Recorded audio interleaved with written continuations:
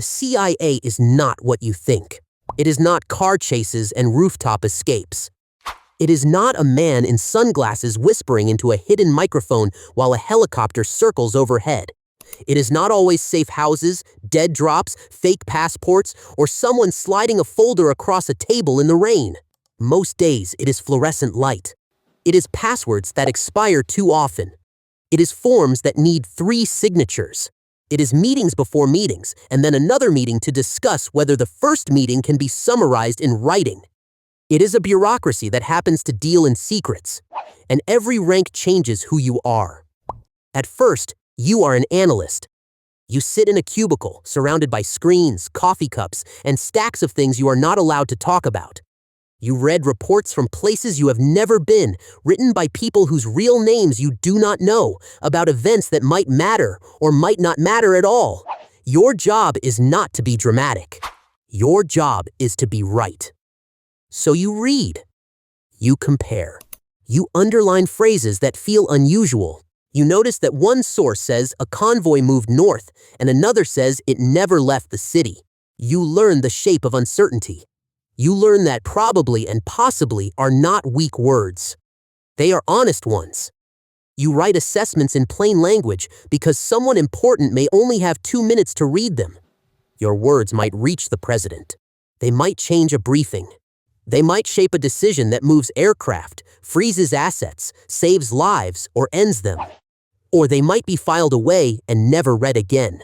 That is the first thing the job teaches you. Importance does not announce itself. Sometimes the sentence that matters looks exactly like all the others. You begin to understand that most intelligence is boring. It is shipping records, phone patterns, grain exports, border delays, strange purchases, missing officials, repeated rumors, and one phrase used twice by 2 people who should not know each other. The exciting parts are usually wrong. The clean story is usually too clean. The dramatic source is usually selling something. The report that feels like a movie is the one you question the hardest. You stop trusting certainty when it arrives too quickly. Over time, you become less impressed by secrets. You start noticing what people leave out. You start hearing silence as information. Then you become a case officer. Now you are no longer behind the glass. You are outside, in the field, walking through a city that does not belong to you, pretending your heartbeat is normal. You meet a source in a coffee shop where the music is too loud and the tables are too close together. You talk about harmless things first. Weather, traffic, family, anything but the reason you are there. You learn to make every conversation sound ordinary while measuring every detail inside it. Who looked over their shoulder? Who arrived early? Who was too calm? Who touched the envelope before they were supposed to? Who smiled when they should not have? Sometimes information changes hands in a bathroom stall, or in a parked car, or during a walk where neither of you ever stops moving. Sometimes it comes as a sentence spoken softly between 2 strangers who will never admit they have met. You recruit people who are lonely, angry, afraid, ambitious, patriotic, bitter, desperate, brave, or all of those at once. You learn that no one betrays a country for one reason. They do it because something inside them has already broken, or because something inside them refuses to. You tell them they are doing the right thing. Sometimes you believe it. Sometimes they believe in ideas you cannot tell them you also believe. Sometimes they think you are their friend. Sometimes they need you to be. And you learn to sit across from another human being and offer comfort while asking them to risk their life. You learn to lie naturally, not wildly, not theatrically. The best lies are small. They fit into the shape of the truth. They are spoken with tired eyes and normal hands. You learn to make betrayal sound like friendship. You learn to sound calm when everything depends on a person not changing their mind. And the secrets you carry are not yours. They belong to the source who trusted you, to the officer before you, to the country that sent you, to the country you are standing in, to the person who will never know their name, appeared in a report 3 times and then disappeared forever. You tell yourself you are serving something larger. Most days, that is enough. Then you become station chief. Now, you do not just operate in a country. You run one, at least the shadow version of it. You have officers under you, each with their own sources, risks, mistakes, and private fears. You manage relationships with the local intelligence service, smiling across polished tables at people who may be partners in the morning and problems by night. You attend embassy functions where everyone knows what you do and no one says it. Diplomats shake your hand too carefully. Local officials pretend not to recognize you. Journalists watch you from across the room. A man from another service raises his glass in your direction and you wonder if it is greeting, warning, or both. You live in a city of masks. Your apartment feels temporary, no matter how long you stay. Your family learns which questions not to ask. Your phone is never just a phone. Your driver might be loyal. Your housekeeper might be curious. Your closest friend might one day become a cable written in cold language. When something goes wrong, they come to you. A meeting was missed. A source is panicking. A surveillance team appeared where it should not have been. An officer made a judgment call, and now the entire station is waiting to see whether it was brilliant or catastrophic. You decide who gets pulled out and who stays. You decide when fear is justified and when fear is contagious. You decide whether to trust the officer who says they can still handle it. You decide whether a source is worth the risk. You decide whether a human being remains useful enough to protect, and every decision has a cost. If you move too soon, you lose access. If you wait too long, you may lose a person. If you tell headquarters everything, they may shut it down. If you tell them too little, you own the disaster alone. You begin to understand command. It is not confidence. It is responsibility with witnesses. Then you move into counterintelligence. The house turns inward. Now you hunt the people inside your own walls.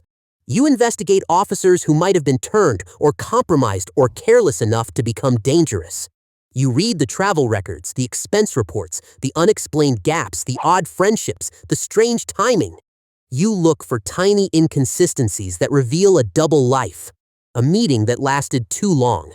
A source who always seemed too informed. An officer who asked for access they did not need. A polygraph answer that was not a lie, but was not clean either. You learn that betrayal rarely looks like betrayal at first. It looks like stress, debt, ego, resentment. A marriage collapsing quietly, a career that did not rise fast enough, a person who started believing they were smarter than the system. You learn that paranoia is not a feeling, it is a methodology. You do not accuse, you assemble. You do not chase ghosts. You build timelines. You test assumptions until they crack or hold. You ask questions that sound harmless and listen to the answer behind the answer. The worst part is not suspecting strangers. It is suspecting colleagues, people you worked beside, people who briefed you, people who laughed with you in secure hallways, people whose children you have met. You learn to keep two versions of everyone in your mind, the person they appear to be and the person they could be if the worst thing is true. That changes you. Trust becomes something you ration. Then you enter senior leadership. Now the rooms are quieter. You attend meetings where the agenda is classified from people who helped create it. You sit at tables with generals, diplomats, lawyers, advisors, and officials whose faces appear on television, though nothing discussed in the room ever will. You balance operations against risk. Not in theory. In names. In places. In lives. A mission might produce intelligence that prevents an attack. It might also expose a source who spent 10 years getting close enough to matter. An operation might weaken an enemy.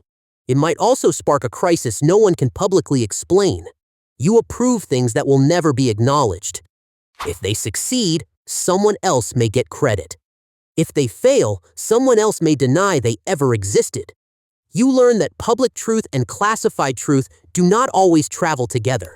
Sometimes they do not even resemble each other. You live in a world where truth has multiple versions, and yours is the least popular because it cannot be defended out loud. You know why a policy was chosen. You know what was prevented. You know what was sacrificed. You know which headline is missing the one fact that would make it fair. And you say nothing. That is the discipline, not secrecy for drama. Secrecy as burden. Secrecy as habit. Secrecy as the wall between what the public can know and what the government believes it must do. Then, one day, you become director. You sit in a room with no windows. The briefings come early. The pages are thin, but the weight of them is not. You know things that would destabilize governments, collapse alliances, destroy negotiations, or make people sleep with the lights on if they understood how close some moments came. You brief leaders who must make decisions with incomplete information. You tell them what you know, what you think you know, and what you cannot prove. You watch policy shift because of a paragraph. You watch a room change temperature because of a sentence. You are the most informed person there, and somehow the most isolated. You cannot go home and explain your day. You cannot tell the people you love what is making you quiet. You cannot say why you looked older this morning than you did last night. You cannot share the thing that is eating you because sharing it would make it real for someone who never asked to carry it. At every rank you trade something. Clarity for complexity. Certainty for security. Openness for secrecy. Honesty for effectiveness. The CIA does not make you mysterious. It makes you careful. Careful with words. Careful with trust. Careful with friendship. Careful with memory. Careful with the part of yourself that still wants the world to be simple. And at the top, careful becomes a kind of loneliness.